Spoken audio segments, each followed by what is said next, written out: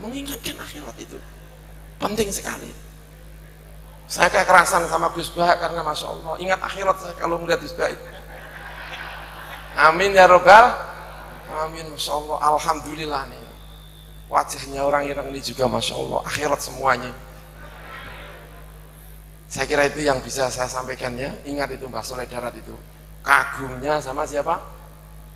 Abu Bakar itu luar biasa. Nanti menurut saya itu ketika menafsiri Ar-Rahman Ar-Rahim, Rahman itu milik semuanya, Rahman itu miliknya Allah. Kalau Rahim miliknya orang banyak, karena yang memberi segalanya itu adalah Allah Subhanahu wa Ta'ala. Tidak pandang bulu, orang maksiat ya dikasih, kata Mbah Soleh Darat. Orang maksiat ya tetap dikasih makan, orang kafir ya dikasih makan, ini juga dikasih makan, semuanya dikasih rezeki walaupun dia tidak Islam. Bahkan yang maksiat itu ya masih makan, bahkan yang terkena corona juga makan. Oh, semuanya dikasih rahmat sama Allah Gusti Allah, dan itu dipungkasi sama Syekh Soleh Darat, takhallaku bi akhlaqillah, berakhlaklah seperti akhlaknya Allah yang Rahman yang Rahim, yang ketika memberi rahmat itu tidak pandang bulu.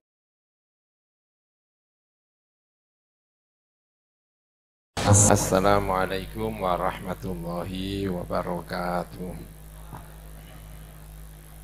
Bismillahirrahmanirrahim. Alhamdulillahirabbil alamin, wassalatu wassalamu ala asyrafil anbiya'i wal mursalin sayyidina wa maulana Muhammadin wa ala alihi wa sahbihi ajma'in. Rabbi syrah li sadri wa yassir li amri wahlul 'uqdatam min lisani yafqahu qawli, amin. Amma ba'du.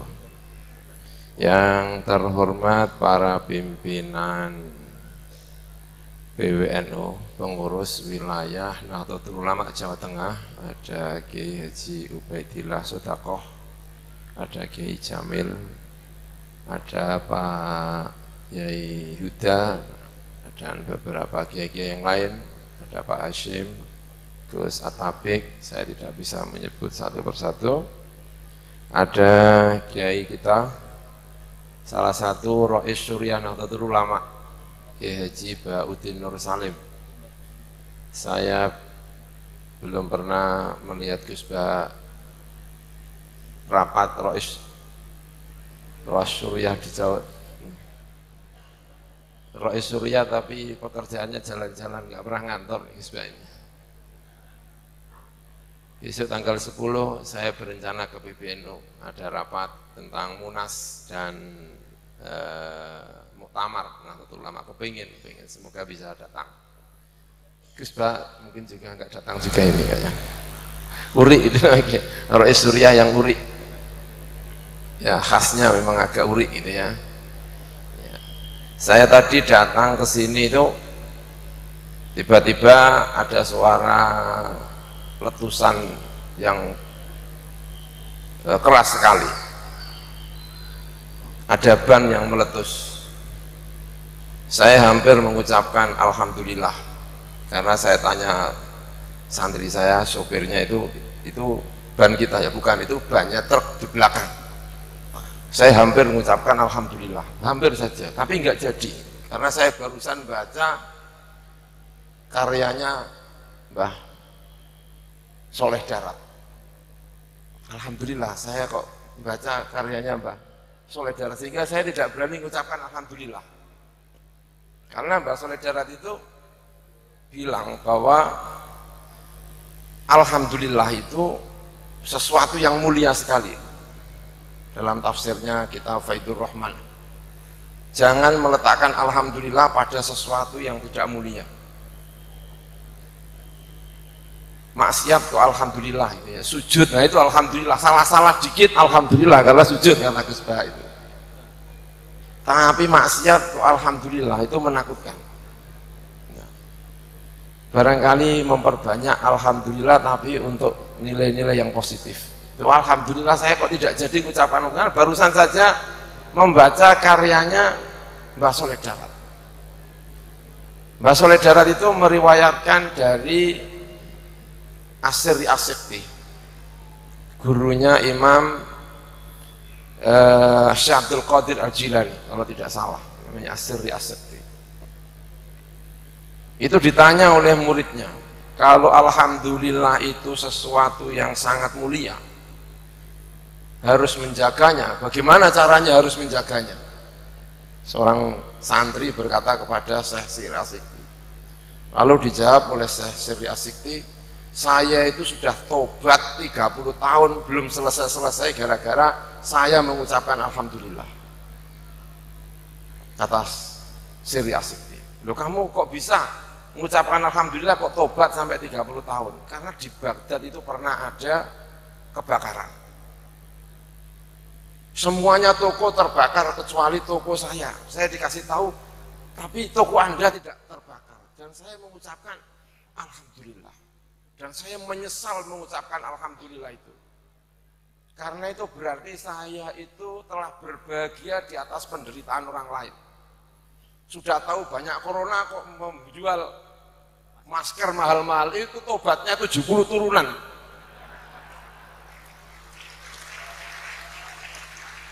Tahu begini, itu kata Syekh Sirri As-Sikti, gara-gara saya mengucapkan alhamdulillah itu saya tobat 30 tahun sampai sekarang belum selesai-selesai. Bayangkan tadi kalau saya mengucapkan alhamdulillah, itu alhamdulillah yang meledos itu banyak truk, itu kan berarti saya mengalhamdulillahi, tapi saya tidak jadi, gara-gara saya membaca karyanya Syekh Mbah Soleh Darat, ternyata luar biasa.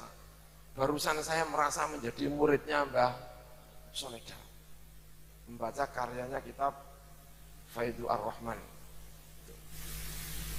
Luar biasa Mbah Soleh Darat itu.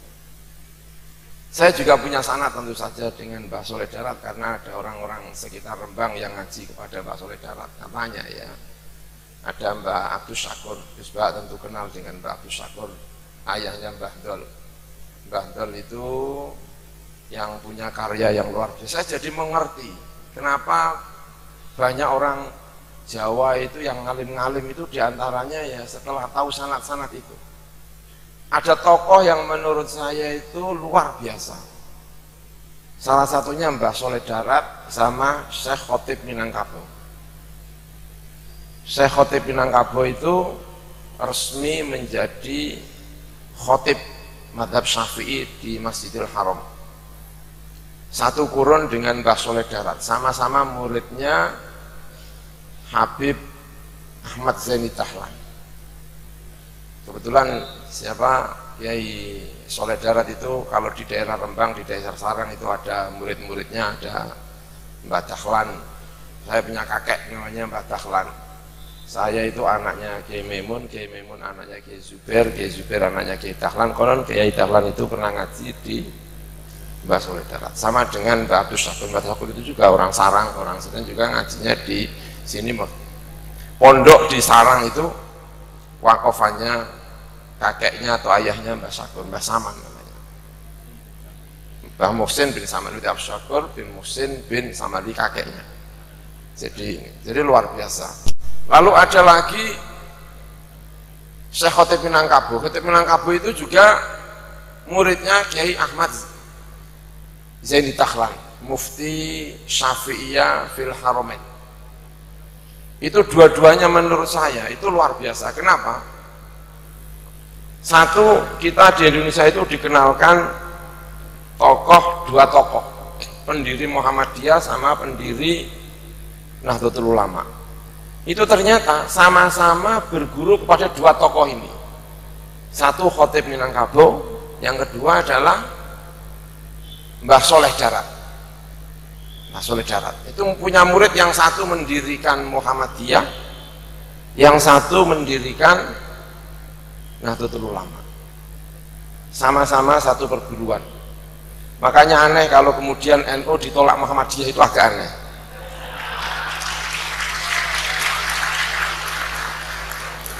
Tahu nggak keistimewaannya Syekh Khotib Minangkabau itu apa? Dia itu orang modernis, tapi ngajinya itu kitab-kitab Turos. seorang modernis yang ngajinya kitab-kitab turos itu Syekh Khotib Minangkabau. Makanya anak-anaknya Syekh Khotib itu ada yang jadi duta, ada yang jadi itu karena dia modernisnya. Tapi dia tetap diangkat sebagai salah satu imam khotib mufti di Syafi'iyah di Haramain. Maka kalau punya dua murid yang kemudian mendirikan organisasi besar di Indonesia, itu juga bisa dimengerti, dan itu sebetulnya saling akrab. Kiai Hasyim Asy'ari sama Kiai Ahmad Dahlan. Saya membayangkan dua-duanya itu juga sama ngaji kepada Syekh Sholeh Darat. Karya-karya Syekh Sholeh Darat itu menunjukkan penguasanya terhadap kitab-kitab turos. Maka kalau malam hari ini kita menyebut secara khusus ngaji turosnya Syekh Sholeh Darat, itu ya memang kitab-kitab yang dikaji itu kitab-kitab turos. Ummul Barohin kalau dalam tauhidnya, Jauharatul Tauhid, itu karya-karya pesantren semuanya. Yang Gus Bah sering mengingatkan tauhid kita ini harus benar, itu salah satu kitab penting yang diajarkan oleh Syekh Sholeh Darat. Kemudian fikihnya, itu saya baca karya-karyanya, itu yang diajarkan ya kitab Fathul Qorib, Fathul Mu'in, Fathul Wahab, Khotib Asy'arbini dan lain sebagainya. Kitab-kitab tafsirnya juga kitab-kitab turos dan lain sebagainya. Ngajinya selain di Indonesia juga ngaji di Arab. Yang kemudian ketika pulang, dan itu yang penting, itu yang mengherankan utusan Belanda, Snop Horgronya itu sampai heran. Kenapa orang-orang Jawa, orang-orang Nusantara ini kalau pergi ke Mekah, pulang-pulang itu membenci Belanda? Ada apa sih di Mekah itu? Pada waktu itu konon katanya di Mekah itu ada 10-an ribu orang Nusantara. Dan itu ketika pulang, itu tidak kehilangan Nusantaranya, tidak kehilangan nasionalismenya. Sampai Belanda itu mengirim utusan untuk ke sana, untuk mempelajari ada apa. Dan salah satu orang yang tidak pernah kehilangan kenusantaraannya itu adalah Syekh Sholeh Darat. Karena itu murid-muridnya karena punya nasionalisme tinggi itu juga luar biasa, karena memang gurunya namanya Syekh Sholeh Darat. Syekh Sholeh Darat itu sampai pernah mengatakan zaman itu, dan itu tidak sekarang. Saya kira tidak sekarang. Mungkin para hadirin juga mungkin setuju dengan saya, karena saya khawatir saya juga salah kostum ini kayaknya. Karena Syekh Sholeh Darat itu pernah bilang haram hukumnya pakai dasi dan jas, karena itu menyerupai Belanda. Karena menyerupai Belanda, ternyata itu difatwakan dalam kitabnya syariat, difatwakan haram hukumnya pakai dasi dan pakai jas. Saya salah kostum, saya tadi apa ngomong tuh, saya ternyata pakai jas. Ngaji Syekh Sholeh Darat kok malah pakai das, pakai apa ini?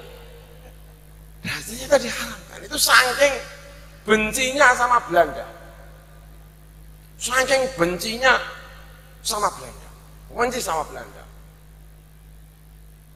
Tapi kalau Syekh Sholeh Darat sekarang hidup ya mungkin sudah tidak lagi diharamkan itu mungkin ya. Khawatir saya ini kalau pakai jas itu, pakai jas ini, saya kepengen menghormati saja pakai jas ini suasananya. Itu sampai saking bencinya. Lalu secara khusus Syekh Sholeh Darat itu juga mengapa kalau nulis itu pakai pegon, pakai Jawa dan pakai pegon, agar tahu nasionalismenya Syekh Sholeh. Kenapa melahirkan Mbah Hasyim Asy'ari yang begitu kuat nasionalismenya? Karena memang salah satunya adalah muridnya Syekh Sholeh Darat. Secara khusus dia menjawab, ilmu yang nafi itu ilmu yang tahu manfaatnya untuk umat, tidak harus Arab. Nulis itu justru kalau pakai bahasa Jawa bisa dipahami langsung, itu justru yang namanya ilmu manfaat. Karena itulah karya-karyanya banyak yang pakai Jawa, bukan pakai Arab, karena itulah yang dianggap menurut mazhabnya solidaritas itu yang bermanfaat. Saya juga agak salah kostum lagi barangkali, kenapa saya pakai kopiahnya kok nggak hitam. Saya barusan dari umroh, terus terang saya barusan dari umroh kemarin, baru datang kemarin asar-asar, lalu tadi rapat, lalu datang ke sini pakai jas dan pakai ini, jadi agak selang-seling ya. Kalau jasnya ini kayak Arab, tapi kalau jas lampinya ini pakai kayak Barat, tapi saya alhamdulillah ini saronya kok pakai batik, jadi ya lumayan ini biasa saja. Ini sampai mengharamkan itu, ketika mengharamkan dasi dan sebagainya, saking bencinya sama Belanda.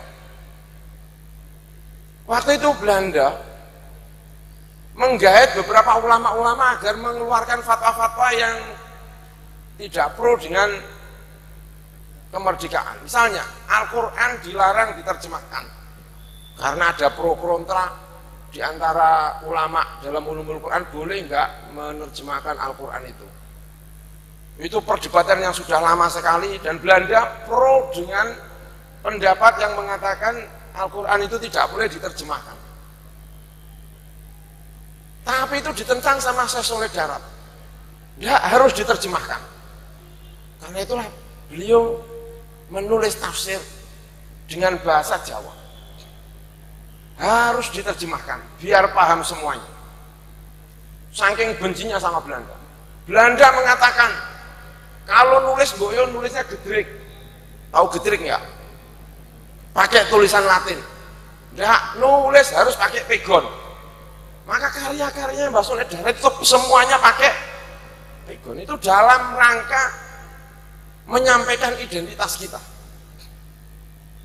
Identitas sebagai muslim tradisionalis orang Nusantara.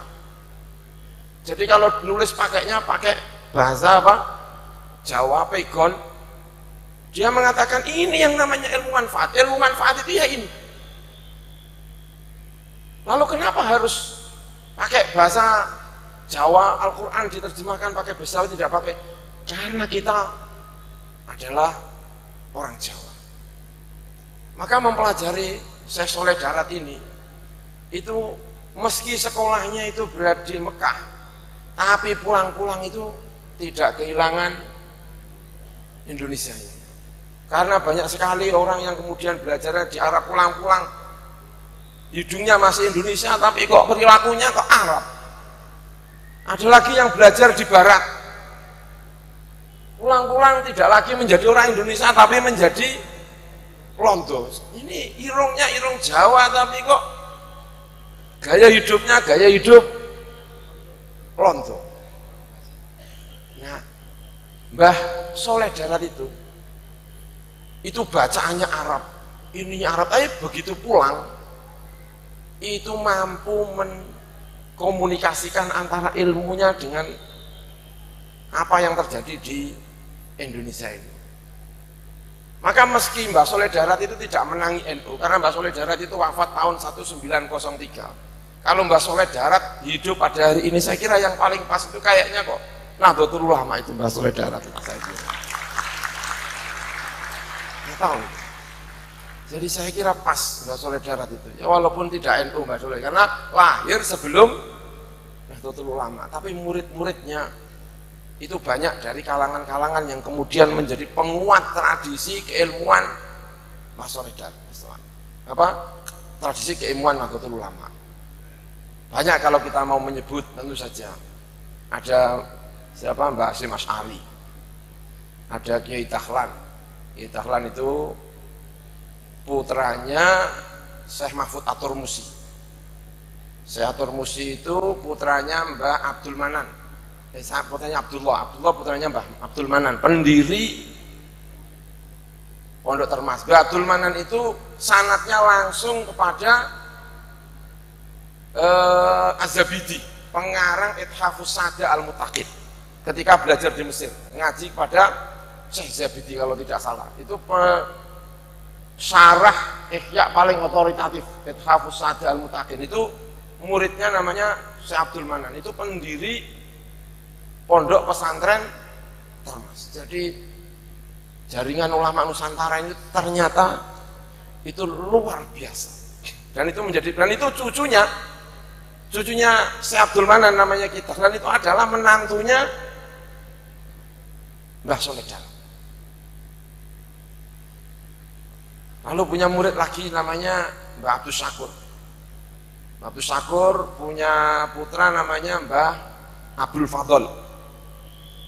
Gus Bah tentu sangat akrab dengan Kiai Abdul Fadl karena barangkali punya darah sama-sama Sedan dan lain sebagainya. Itu juga salah satu penguat Nahdlatul Ulama. Nah, muridnya Mbah Kiai Hasyim Asy'ari.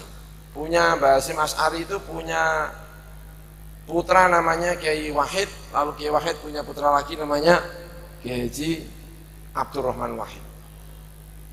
Orang sering membaca menghadap-hadapkan antara Mbah Hasyim Asy'ari dengan Kiai Haji Abdurrahman Wahid.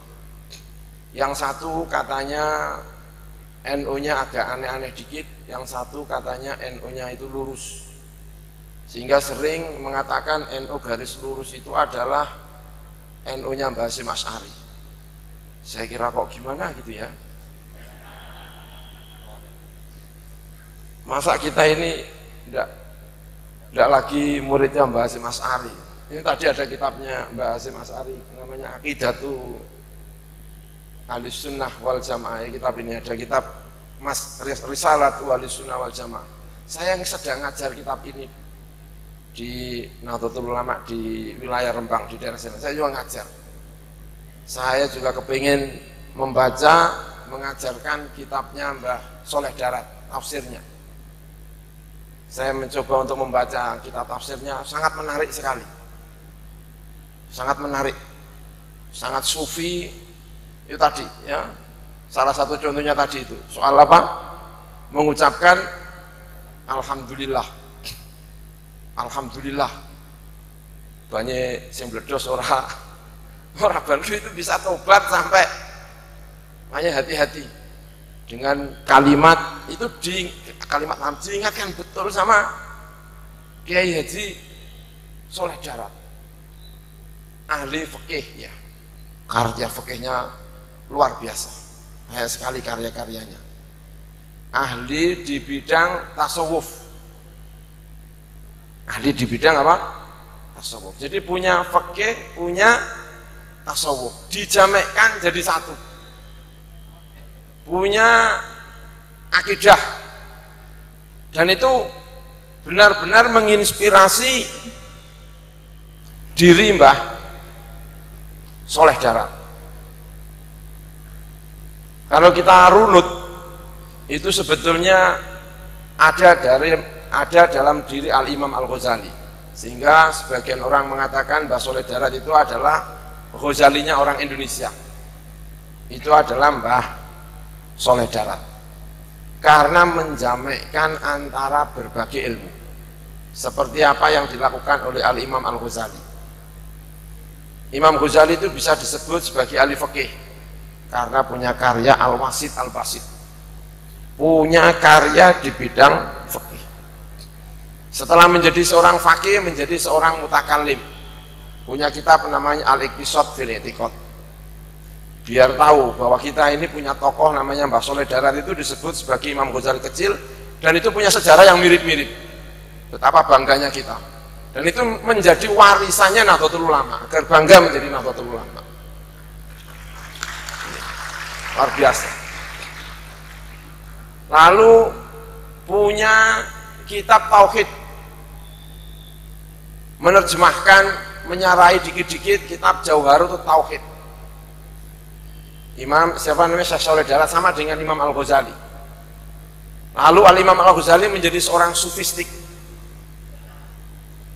Sufinya Imam Ghazali tidak menghilangkan kefakihannya, kefakihannya Imam Ghazali tidak menghilangkan fikihnya. Tasawufnya Imam Ghazali dibentengi oleh ilmu kalamnya Imam Al-Ghazali. Imam Ghazali tidak pernah menyesal punya karangan sebanyak itu dengan berbagai fan, karena itu membentengi Imam Ghazali. Dan itu menjadi kurikulum di Nizamiyah, madrasah Nizamiyah di zaman era Nizamul Mulki. Dan itu yang benar-benar dipelajari oleh Mbah Soleh Darat. Karena itu Mbah Soleh Darat itu komplit. Komplitnya itu maksudnya apa? Fikih punya karyanya, tauhid punya karyanya, tasawuf punya karyanya. Itu Mbah Soleh siapa? Lengkap. Dan itu yang dicoba untuk diterapkan dalam lingkungan Nahdlatul Ulama dan pondok pesantren.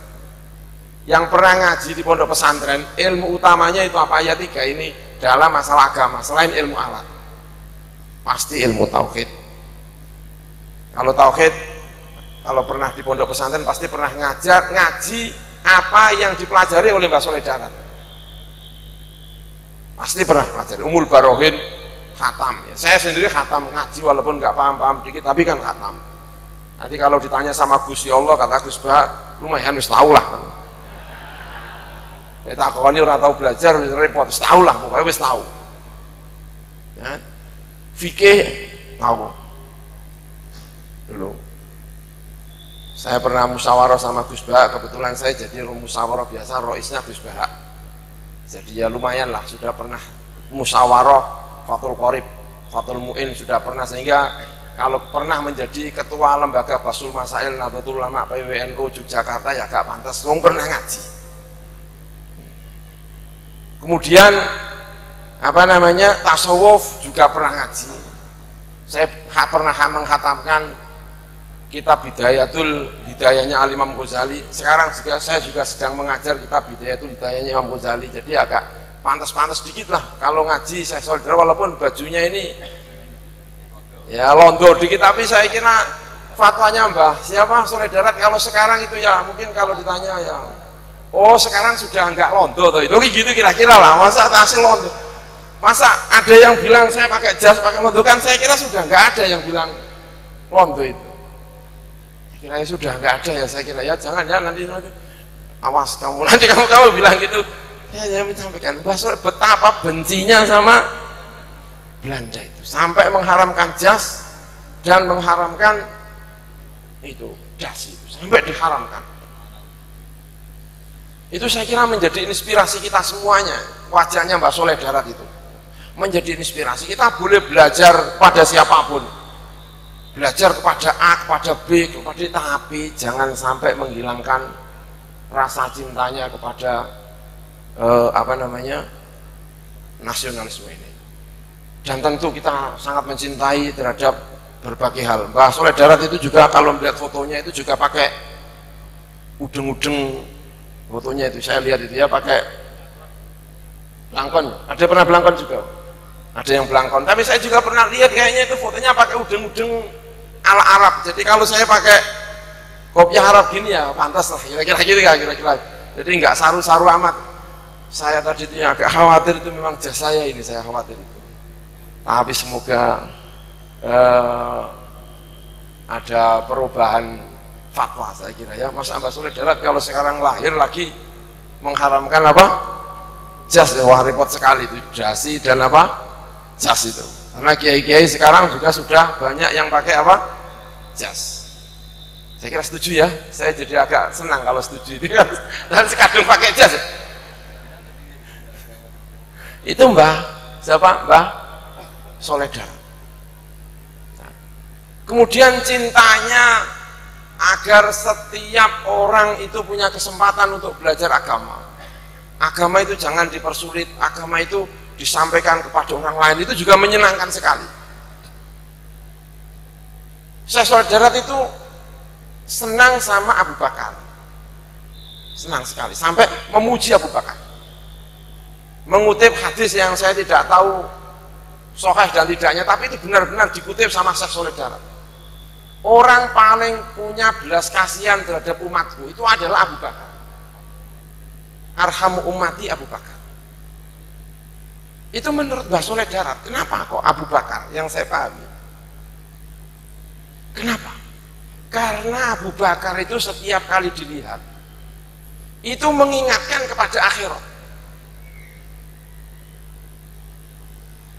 bukan mengingatkan kepada duniawi. Makanya saya senang Gus Bah itu masuk Surya senang, karena Gus Bah itu melihat itu mengingatkan akhirat. Kan banyak itu yang wajahnya kayaknya itu kan mengingatkan dunia. Itu Gus Bah itu spesial. Karena begitu memandang, belum ngomong itu sudah ingat kalau ini itu akhirat.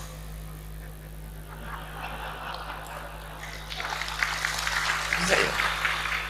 Karena kadang-kadang saya melihat itu bajunya itu lengannya itu sobek. Ini Roy Surya apa Modin, saya kira kan gitu. Itu akhirat itu. Nah, Abu Bakar itu karena mengingatkan akhirat disebut arhamu umati. Kata Mbah Soleh apa? Karena madhabnya Mbah Soleh Darat tasawuf itu kadang-kadang agak luar biasa itu. Saya senang ada Roy Surya, Mbah Ubaidillah. Itu kan nggak bisa pakai dasi, itu mengingatkan akhirat itu.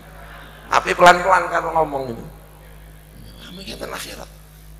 Makanya semoga nanti ini Munas sama Muktamar itu benar-benar suasananya mumpung ngaji Mbah Soleh Darat, semoga suasananya itu mengingatkan akhirat.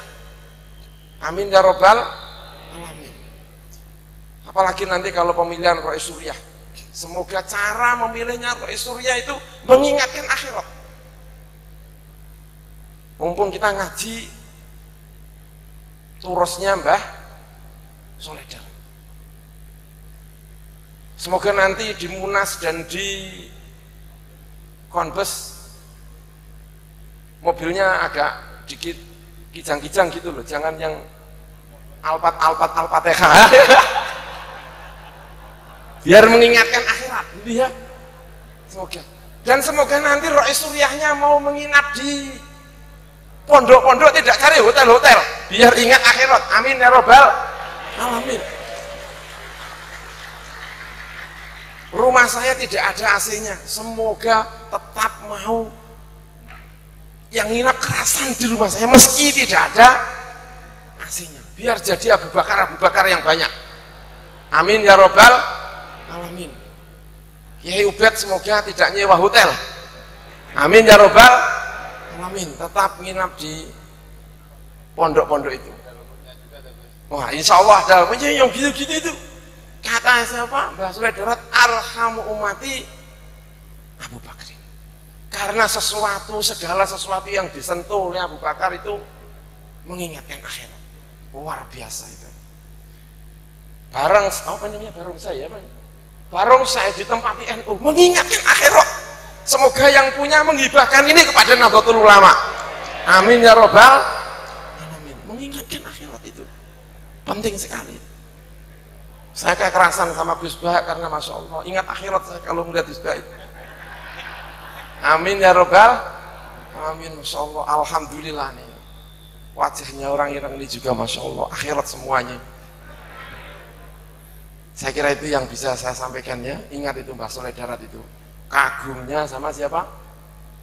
Abu Bakar itu luar biasa. Nanti menurut saya itu ketika menafsiri Ar-Rahman Ar-Rahim, Rahman itu milik semuanya, Rahman itu miliknya Allah.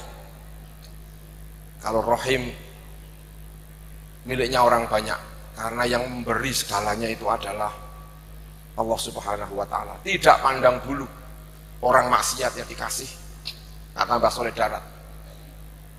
Orang maksiat ya tetap dikasih makan, orang kafir ya dikasih makan, ini juga dikasih makan, semuanya dikasih rezeki walaupun dia tidak Islam. Bahkan yang maksiat itu ya masih makan. Bahkan yang terkena corona juga makan. Oh, semuanya dikasih rahmat sama Allah Gusti Allah. Dan itu dipungkasi sama Syekh Soleh Darat, takhallaku bi akhlaqillah. Berakhlaklah seperti akhlaknya Allah yang Rahman yang Rahim. Yang ketika memberi rahmat itu tidak pandang bulu. Jangan seperti mau apa gitu ya, tanya dulu, kamu agamanya apa? Kalau agamanya tidak sesuai dengan saya selenteng. Nah, itu misalnya itu kayaknya tidak sesuai dengan siapa? Mbah Soleh Darat. Karena Mbah Soleh Darat itu bilang takhallaku bi akhlaqillah, dan Allah punya sifat ketika menafsiri ayat Ar-Rahman Ar-Rahim itu ditafsiri, dipungkasi kalau tidak salah dengan takhallaku bi akhlaqillah. Itu Mbah soleh darat. Semoga masjid-masjid kita juga mengejawantahkan Rahman dan Rahim. Amin ya robbal alamin. Saya kira itu yang bisa saya sampaikan. Terima kasih. Saya kembalikan kepada Pak Kiai Yuda. Terima kasih. Wassalamualaikum warahmatullahi wabarakatuh.